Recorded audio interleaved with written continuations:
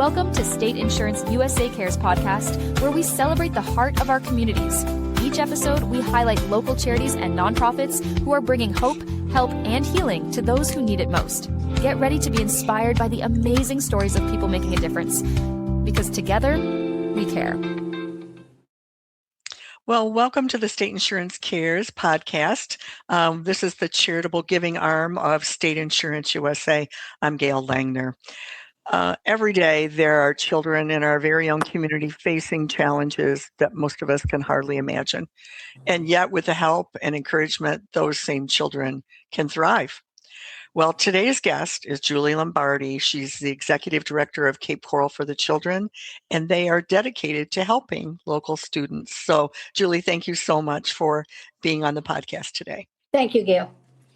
So, tell us a little bit about yourself. How did Cape Coral for the Children get started? I heard a story that there was a young man who actually inspired you. Is that true? Yes, that's correct. I went to Do the Right Thing presentation, and he was the overall winner of having done something in Cape Coral for which he was recognized. And in dictating his biography, they mentioned that he was 17 years old, a graduating senior, had been accepted to college with a 4.0 average, and working part-time in an ice cream store. That was okay till they told me that he was homeless. His mother had died 6 months previously, and his father was incarcerated. So he was doing what they call couch surfing. Different friends, families would say, spend the weekend with us, or come on over, mom's got dinner cooking, etc. And this is how he was surviving.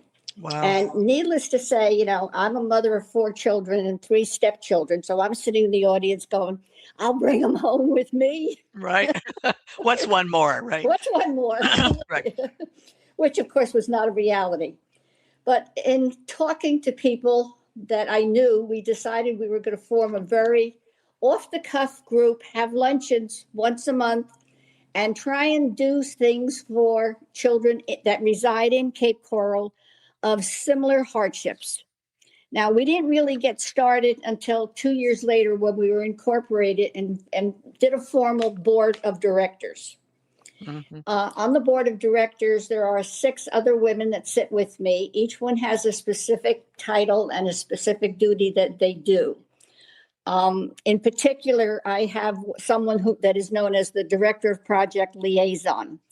And Project Liaison is fashioned under the McKinney-Vento Act, which is a federal act to identify homeless children in the United States. So we contacted the school system and the social workers to find out what's the status in Cape Coral. At that time, there was 287 homeless children in Cape Coral. Today, Julie, that's awful. Well, today we're over 400.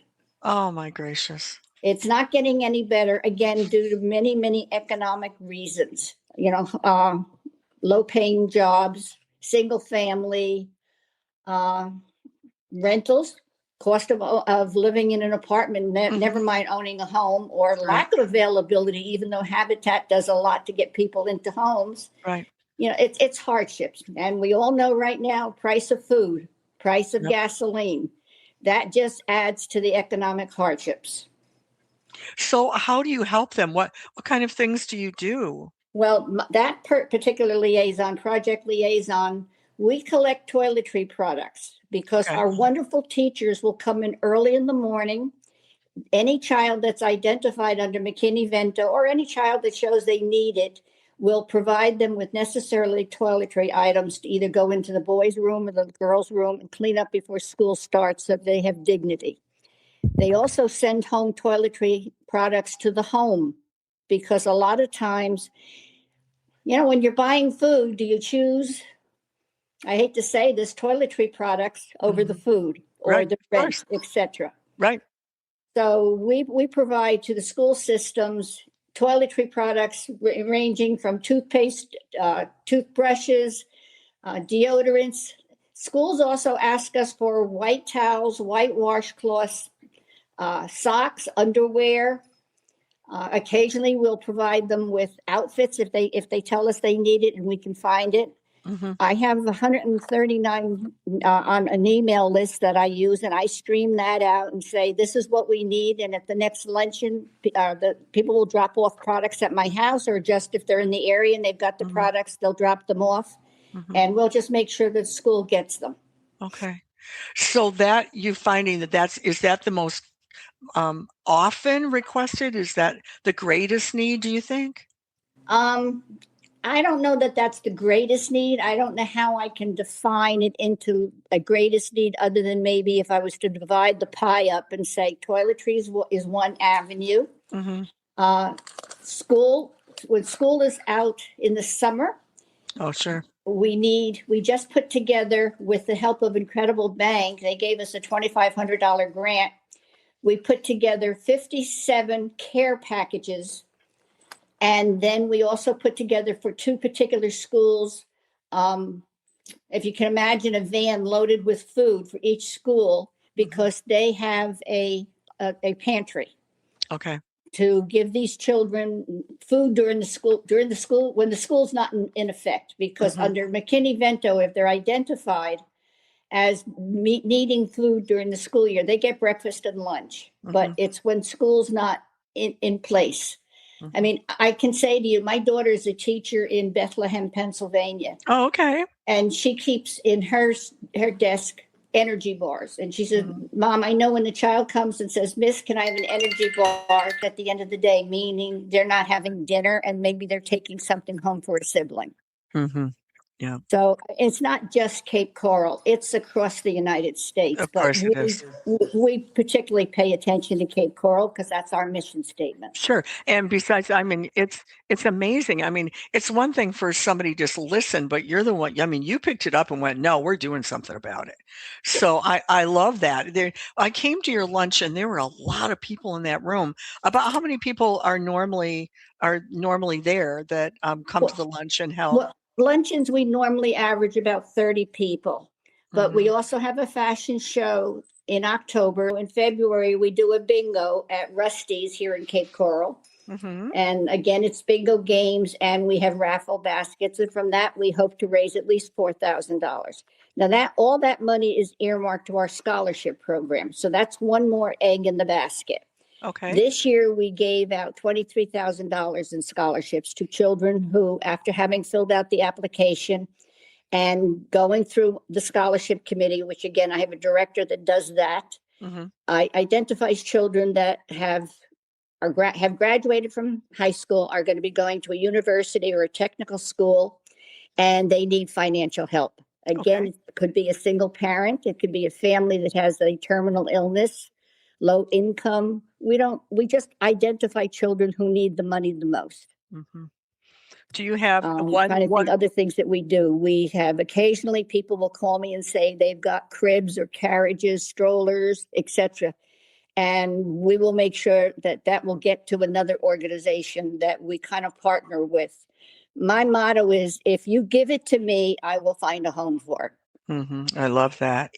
I know you obviously cannot name names, but is there any particular really success story, one that really warms your heart that you think, "Oh gosh, we did a good job with that one." Well, we've gotten letters back after they have graduated college and just said, thank you so much for the help.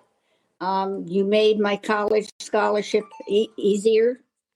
So we know that it's working. That's wonderful. That's wonderful. I know that your organization actually depends obviously on the generosity of the community and all of your fundraising efforts and so on. So you need do you need volunteers? Do you need money? Do you need like what if our We listeners always we always need money because um, like I said, this year we gave over $23,000 in scholarships. And we, unfortunately, there were probably another 7 or 8 that we could have funded, but we didn't have the finances. right. So if anybody wants to make monetary donations and earmark it for the scholarship fund, that would be wonderful, because Okay. I'm a firm believer, whether it be a university or a trade school, if they get educated in a particular field and go on, they're going to turn around, hopefully, and pay it back. Right. Exactly. Well, before we go, Julie, just ask me this. Well, first of all, can you give our listeners your website? Would that It's be sure, it's capecoralforthechildren.org. okay? That the best way to get you? Is there a way to contact you through that? Or they can go on Cape Coral for the Children at gmail.com, and Okay, there's a link there that they can say they want more information. But if they go on wonderful. the website, they'll see our events. They'll see who the board of directors is. They'll see the mission statement. They'll see pictures of various events that we've had. hmm Well, you are doing an amazing job, and the fact that this was created out of your tugging on the heartstrings for that student, and you decided to do something about it. And I think that's where you're to be commended, Julie, is just knowing that you didn't just sit by and go, oh, wow, that's sad. You actually decided to do something about it. Well, And I commend you and your board and everyone that's working together to make that happen. Gail, when I go out and speak to organizations, and I'm very happy to do that. So if any of your listeners belong to an organization and they want me to come speak, I'd be more than happy to. Okay. Because when I say to an organization, we have 400 homeless children in Cape Coral, it's like deer in headlights. They look at me and go, but we don't see them. And I try and explain, we're not Los Angeles, we're not Chicago, we're not New York City. You're not going to see these children sleeping in doorways. They are living in a home, but it's not their home. They're families that have doubled and tripled up.